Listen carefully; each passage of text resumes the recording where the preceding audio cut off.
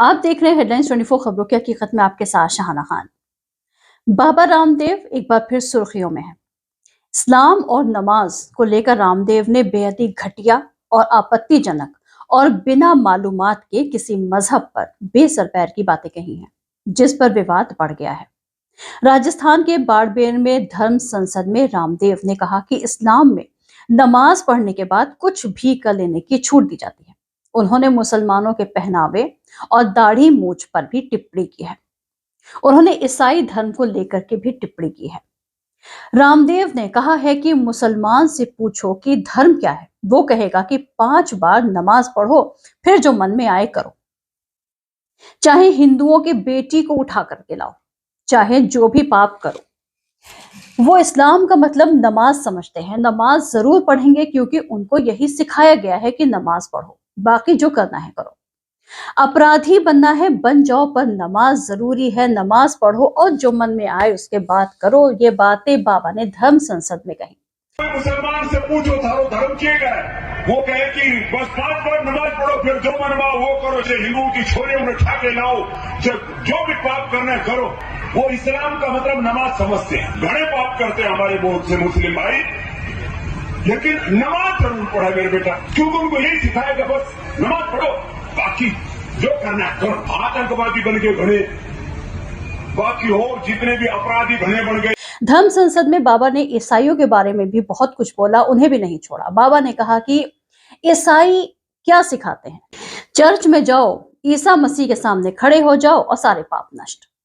रामदेव यही नहीं रुके, उन्होंने जहन्नुम का जिक्र करते हुए मुसलमानों के पहनावे पर भी टिप्पणी की और कहा कि वो पूरी दुनिया को इस्लामिक बनाना चाहते हैं। रामदेव ने कहा कि स्वर्ग का मतलब है टखने के ऊपर पैजामा पहनो, मूछ कटवा लो, टोपी पहन लो। इस्लाम कहता है, मैं ऐसा नहीं कह रहा, लेकिन ऐसा ही लोग कर रहे हैं। फिर तुम्हारी जन्नत में तुम्हारी जगह पक्की। जन्नत में हूरें मिलेंगी, ऐसी जन्नत तो जहन्नुम से भी ज्यादा बेकार है। फिर भी लोग मूछ कटवा रहे हैं और सिर पर टोपी रख रहे हैं। यहां तक कि रामदेव ने पागलपन कह डाला, वो भी धर्म संसद में। रामदेव को कौन नहीं जानता, बाबा है, योगी हैं, पर बात करने का सलीका नहीं है बाबा में। उन्होंने कहा, कोई कहता है कि पूरी दुनिया को इस्लाम में तब्दील करेंगे और ईसाई कहते हैं कि पूरी दुनिया को ईसाइयत में तब्दील करेंगे। मैं कहता हूं कि बदल कर करोगे क्या, ये तो बताओ, कोई एजेंडा नहीं है। बाबा जी ये बताएं कि क्या धर्मों के भी एजेंडा हुआ करते हैं। हाँ, बाबा का नफरत फैलाने का एजेंडा जरूर हो सकता है। धर्म कोई पॉलिटिकल पार्टी नहीं है जहां सब अपने एजेंडे सेट किए रहते हैं। हर मजहब प्यार, इंसानियत, भलाई, नेकी सिखाता है। कुरान में हर परेशानी का समाधान बताया गया है, बस उसे समझने की सलाहियत होनी चाहिए। वो बाबा में है नहीं। कुरान में हर उस बात का जिक्र किया गया है जो हमें सही और इंसानियत के रास्ते पर चलना सिखाता है। इस्लाम पूरी जिंदगी गुजारने का एक बेहतरीन तरीका सिखाता है। औरतों को उनका हक सबसे पहले इस्लाम ने दिया, जो उससे पहले कहीं नहीं था। मुसलमानों को गाली देकर और इस्लाम की बुराई करके बाबा जी आपको क्या मिलेगा? वो इस्लाम ही है जिसने दूसरे धर्मों की बुराई करने से मना किया है। आपको तो हूरें मिलेंगी नहीं, तो हूरों की तो बात ही नहीं करनी। एक बाबा से इतने बड़े बिजनेसमैन आप बन गए, क्या उनमें हर मजहब के लोगों का हाथ नहीं है? कोई आटा, कोई घी, कोई पेस्ट खरीद रहा है। आजादी के 75 साल गुजर चुके हैं बाबा जी। भारत को स्वतंत्र कराने के सफर में मुसलमानों का, मतलब कि जो दाढ़ी टोपी वाले हैं, उनका भी बहुत बड़ा हाथ है। बाबा रामदेव जी मुसलमानों को हिंदू लड़कियां उठाने वाला कह रहे हैं, लेकिन अपनी ही शिष्याओं से बलात्कार करने वाले बाबाओं के बारे में आपकी क्या राय है? आसाराम, फिर रामपाल और फिर गुरमीत राम रहीम। लोगों को बाबाओं के जाल में फंसने से बचाने के लिए अखिल भारतीय अखाड़ा परिषद के बाबाओं की एक नेक लिस्ट जारी की। उस लिस्ट को हम आपको अभी पढ़ के सुनाते हैं। उस लिस्ट में नाम है आसाराम, रामपाल, गुरमीत राम रहीम समेत 14 बाबाओं के नाम इसमें शामिल हैं, जिसमें से एक का भी नाम ऐसा नहीं जो नमाज पढ़ता हो, लेकिन अपनी करतूतों की वजह से, बलात्कार करने की वजह से ये सब के सब जेल में हैं, कुछ भागे हुए हैं। लगता है बाबा रामदेव जलेबी बाबा का नाम एक जलेबी बाबा का नाम शायद रामदेव जानते होंगे। उसे 14 साल की सजा हुई है। और अब बात जलेबी बाबा की। हाल के वक्त में बहुत सारे ढोंगी बाबा जेल में हैं और उनमें से एक अमरपुरी यानी जलेबी बाबा भी है। जलेबी बाबा पर 100 से ज्यादा महिलाओं का यौन शोषण करने और उनकी अश्लील वीडियो बनाने का इल्जाम है। इसी इल्जाम को सच पाते हुए एक अदालत ने जलेबी बाबा को 14 साल कैद की सजा सुनाई है। जलेबी बाबा पर 120 से अधिक महिलाओं के रेप और ब्लैकमेल करने का आरोप था। हरियाणा के टोहना कस्बे में रहने वाले बिल्लू राम उर्फ जलेबी बाबा इलाज के बहाने महिलाओं को नशीली दवा खिलाकर उससे रेप करता था और मोबाइल से वीडियो बनाकर उन्हें ब्लैकमेल करता था। आसाराम का नाम सुना होगा। सच्चिदानंद, गिरी, गुरमीत सिंह, राम रहीम, स्वामी ओम, निर्मल बाबा, इच्छाधारी भीमानंद, स्वामी असीमानंद, नारायण साईं, संत रामपाल, आचार्य कुश मुनि, बृहस्पति गिरी, ओम नमः शिवाय बाबा, ऐसे ऐसे नाम। मलखान सिंह, और कितनी लिस्ट चाहिए आपको, बड़ी लिस्ट है। बाबा धर्म और आस्था की आड़ लेकर मासूम लड़कियों को शिकार बनाते हैं। ऐसे किसी एक ढोंगी बाबा की कहानी सामने आती है और लोग उस पर आश्चर्य प्रकट करते हैं, तब तक किसी और की कहानी सामने आ जाती है। आध्यात्मिक विश्वविद्यालय की कहानी सुनकर तो हाई कोर्ट भी दंग रह गया था।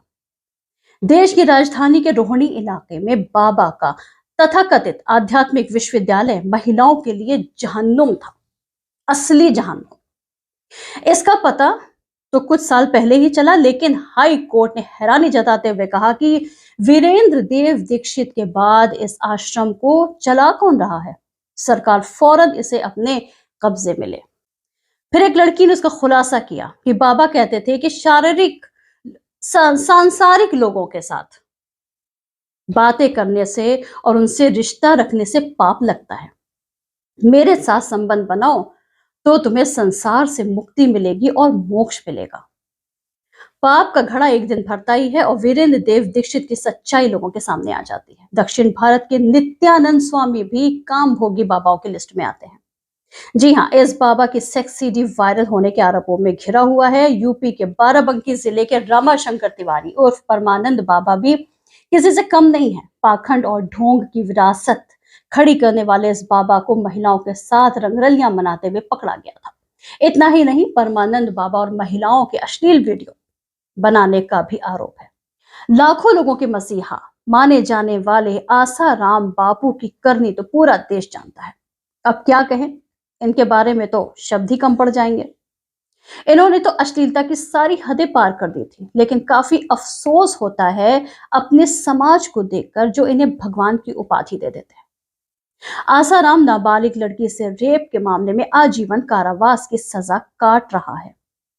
रेप मामले में दोषी करार दिया गया आसाराम नरबली, हत्या जैसे कई गंभीर मामलों का आरोपी है। एक समय था जब इस शख्स के दरबार में बड़ी बड़ी हस्तियां हाजिरी लगाती थी। लाखों की तादाद में इसके अनुयायी थे। हरियाणा के संत रामपाल के बारे में तो आपने जरूरी सुना होगा। ये पाखंडी ढोंगी बाबा पाखंडी होने के साथ साथ बहुत बड़ा कामभोगी भी है।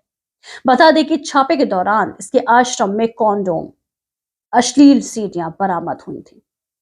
संत रामपाल जो अपने नाम के बाद तत्वदर्शी लगाते हैं, अगर आपसे पूछा जाए कि तत्वदर्शी का मतलब क्या है, तो इनके शिष्य बताते हैं कि तत्वदर्शी यानी जिसे तत्व ज्ञान हो, आत्मज्ञान हो, वो जो पंच तत्व से ऊपर उठ चुका हो। अगर संत रामपाल वाकई में ऐसे महात्मा हैं, तो फिर कामोत्तेजक दवाइयां और अग्नेय शास्त्र की उन्हें क्या जरूरत है। यूपी के चित्रकूट के रहने वाला ये ढोंगी बाबा संत भीमानंद महाराज के नाम से अपनी ढोंग की दुकान चलाता है। जी हाँ, ये कामभोगी बाबा प्रवचन की आड़ में सेक्स रैकेट चलाता था। इस ढोंगी बाबा ने अपनी अश्लील धंधों से खूब पैसा कमाया। राम रहीम पर भी अय्याशी भारी पड़ी। अपने कुकर्मों की वजह से बाबा 20 साल की कैद में हैं। बाबा जी ने बाकायदा एक गुफा बनवाई थी जो कि लड़कियों के स्कूल के अंदर ही अंदर जुड़ा हुआ था। बाबा जी प्रतिदिन गुफा में साध्वियों, नाबालिग छात्राओं को डरा धमकाकर रेप करता था। चिन्मयानंद पूर्व केंद्रीय मंत्री और 3 बार के सांसद, जिन्हें 20 सितंबर 2019 को बलात्कार के मामले में गिरफ्तार किया गया। बाबा जी मुमुक्षु आश्रम में अय्याशी का घिनौना खेल खेल रहे थे। लड़कियों से अश्लील बातें, उनका आपत्तिजनक वीडियो बनाकर उनका रेप करना ही बाबा जी का काम था। एक वीडियो में बाबा जी पूरी तरह निर्वस्त्र होकर पोती की उम्र की लड़की से मालिश करवा रहे थे। कुलदीप सिंह सेंगर, ये कोई बाबा नहीं है पर एक बड़ा ही जाना पहचाना सा इनका नाम है। कुलदीप सिंह सेंगर उन्नाव का बीजेपी विधायक, जिसने नौकरी दिलाने के नाम पर लड़की के साथ बलात्कार किया। अदालत में मामला विचाराधीन है। लिस्ट बहुत लंबी है, मगर एक पूरी लिस्ट में एक खास बात यह है कि इस पूरी लिस्ट में एक भी ऐसा नाम नहीं है जो नमाज पढ़ता हो, जो कुर्ता पैजामा पहनता हो या जिसकी दाढ़ी और टोपी हो।